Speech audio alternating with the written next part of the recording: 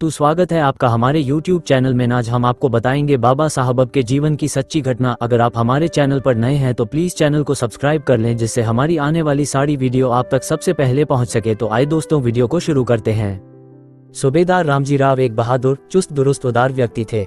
रामजी अंग्रेजी सेना में रिक्रूट सिपाही के पद पर भर्ती हुए और बाद में अपनी मेहनत और लगन के बल पर उन्नति करते हुए सूबेदार मेजर के पद पर पहुंचे। रामजी राव महाराष्ट्र के रत्नागिरी जिले के अंबावड़े नामक छोटे से गांव के रहने वाले थे।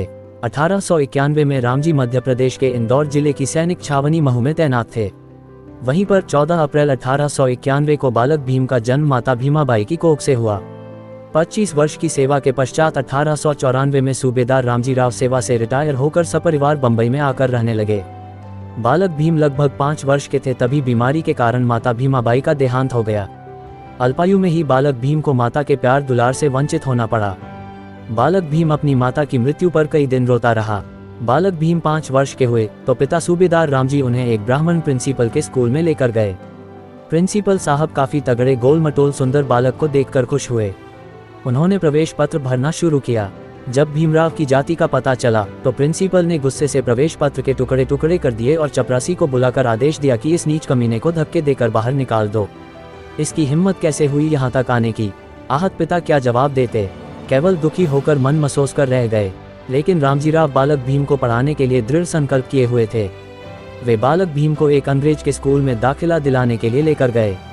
यहाँ उनको दाखिला तो मिला, परंतु उन पर 5 शर्तें लगाई गई।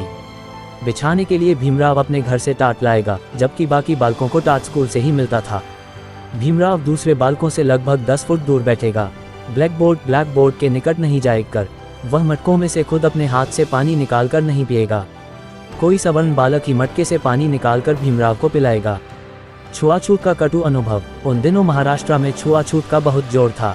बालक भीम को स्कूल में सभी छात्रों से दूर बैठना पड़ता था और बैठने के लिए टाट भी अपने घर से लाना पड़ता था। सूबेदार रामजी सेना में क्रिकेट के अच्छे खिलाड़ी रह चुके थे।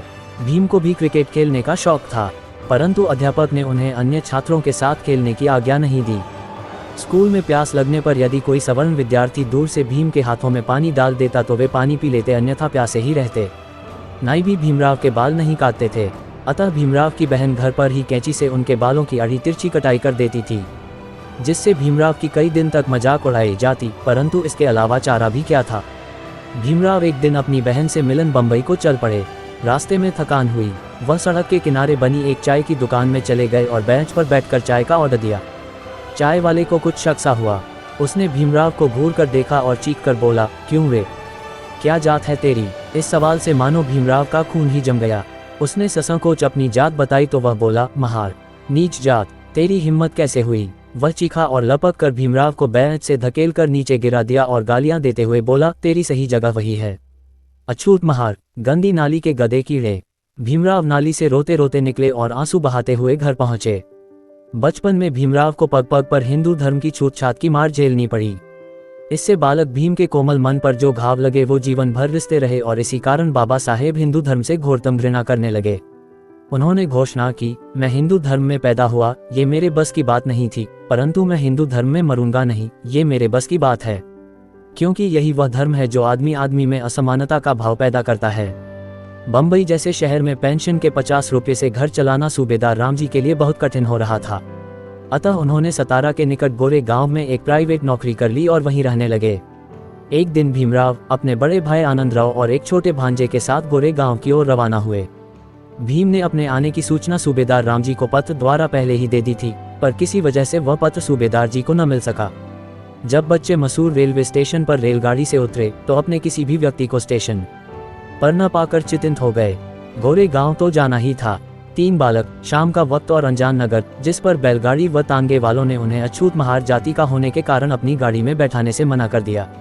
अंत में एक गाड़ीवान दुगने किराए के लालच में इस शर्त पर तैयार हुआ कि वह स्वयं उनके साथ नहीं बैठेगा, वह पैदल ही चलेगा और बच्चों को स्वयं ही गाड़ी चलानी पड़ेगी। आनंदराव ने गाड़ी चलाई। साय से लेकर आधी रात तक भूखे प्यासे ही बच्चे यात्रा करते रहे। जब भी इन बच्चों ने पानी मांगा तो सवर्ण हिंदुओं ने गंदे पानी के जोहर की ओर संकेत किया। इस दिन भीम ने जाना कि वह ऐसी जाति से संबंध रखते हैं जिसे साफ पानी पीने का भी अधिकार नहीं। भीमराव स्कूल में तो अपमान सह ही रहे थे, पर इस घटना ने भीमराव का दिल तोड़ दिया।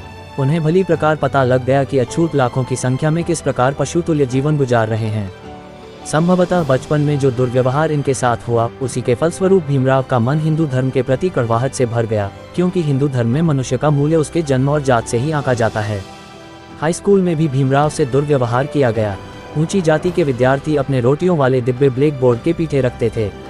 एक दिन अध्यापक ने भीमराव को बोर्ड पर लिखने के लिए बुलाया।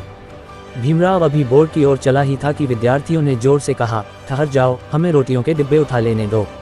जब तक विद्यार्थियों ने रोटियों के डिब्बे नहीं उठा लिए, उन्हें बोर्ड पर नहीं जाने दिया गया। सभी कठिनाइयां सहते हुए भीमराव खूब मन लगा कर पढ़ते थे। एक दिन एक ब्राह्मण अध्यापक ने भीमराव को चिढ़कर कहा, अरे तू तो महार है, तू पढ़कर क्या करेगा। भीमराव यह अपमान सहन न कर सके। वह बब्बर शेर की भांति अध्यापक पर गरज पड़े, सर, पढ़ लिख कर मैं क्या करूँगा, ये पूछना आपका काम नहीं। यदि आपने फिर कभी मेरी जाति का नाम लेकर मुझे चिढ़ाया तो इसका परिणाम अच्छा नहीं होगा। भीमराव बचपन से ही स्वाभिमानी और निर्भीक जो थे। भीमराव को हाई स्कूल में एक और चोट लगी, जिसे वे जीवन भर नहीं भुला सके। भीमराव संस्कृत पढ़ना चाहते थे, परंतु स्कूल के अध्यापकों ने उनकी जाति के कारण संस्कृत विषय पढ़ने की अनुमति नहीं दी। मजबूर होकर भीमराव को फारसी पढ़नी पड़ी।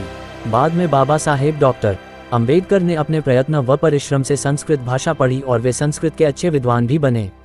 भीमराव बाकी बालकों के साथ खेलों में भी भाग नहीं लेगा। तो अब हम इस वीडियो को यहीं खत्म करते हैं और बाबा साहेब के जीवन की आगे की वीडियो देखने के लिए हमारे चैनल को सब्सक्राइब करें, वीडियो को लाइक करें और ज़्यादा से ज़्यादा शेयर करें, जिससे लोगों को जानकारी मिलती रहे।